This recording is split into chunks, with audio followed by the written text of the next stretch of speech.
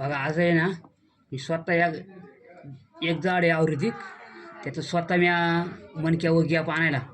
मला लय लोक म्हणत होते, साहेब तुम्ही मणक्यावरती गुडघं दुखतात, त्या लोकांचं असं मनगटं वगैरे दुखत आहेत, जनावराचं पांगळं होणे. त्याचे मी स्वतः एका झाडाचं डिंकमध्ये याला डिंकमध्ये आहेत मराठीमध्ये, स्वतः मी याला शोधलं एका जंगलामध्ये. एका जंगलात त्याला शोधून मी या डिंक झाडा येतो ते झाड मी स्वतः शोधलं आणि स्वतः याचा प्रयोग केला आहे.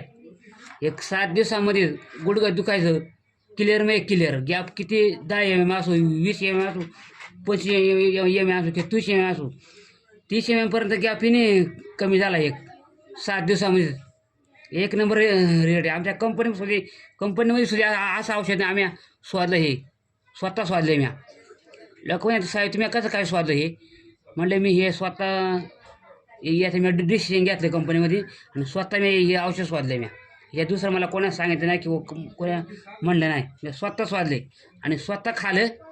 घरामध्ये पण घरच्याने खालं. घरच्यांना जरा त्रास होता गुडघ्यांना, तर ते म्हणले मला फरक पडला जरा. 5 दिवसामध्ये त्याचं गुडघं दुखायचं म्हणजे क्लिअर झालं एक नंबर. आणि असं औषध ते झाड मी कोणी पेशंट असून दे त्याला मी फुकटमध्ये देणार. त्याची किंमत आहे मार्केटमध्ये, अमेरिकेमध्ये त्याची किंमत आहे 10,000 रुपये तोळा आहे. किलो म्हणतो आपण, किलो. आणि इथं तसं जर म्हणलं आपल्या खेड्या भागामध्ये तर 5,000 रुपये किलो आहे हा डिंक. आणि हा मिळत नाही कुठून. तो स्वादला आम्ही एखाद्या झाडाचा, ह्या झाडाचं नाव पण मी सांगेल. ज्या टायमाला लोक म्हणतील आम्हाला झाड दाखवा, तर ह्या टायमाला मी झाड पण दाखवू शकते या झाडाचं.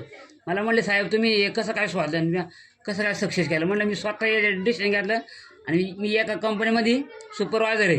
त्याच्या आमची पण कंपनीचं सगळं प्रोडक्ट बनतात, सगळं सेंद्रिय आमच्या औषध बनते सगळं पूर्ण. त्यामुळे हे माल देण्यामध्ये आलं. मी स्वतः शोधलं हे. आणि हे लोकांनी बघा आणि स्वतः मला फोन करून सांगा का आमचं गुडघं दुखत आहे साहेब, तुम्ही त्याचं का आपण काय पैसे काय नाही लगेच. त्या माणसाला फरक पडेल त्या टायमाचा आपण त्याच्याकडून पैसे घेऊ, तर आपण त्याच्याकडून रुपये घेणार नाही आपण त्याच्याकडून. आणि आपल्याला नंबर आहे, मोबाईल नंबर आपला स्वतःचा माझं यूट्यूब आहे, त्याच्यावर फोन करून सांगायचं मला.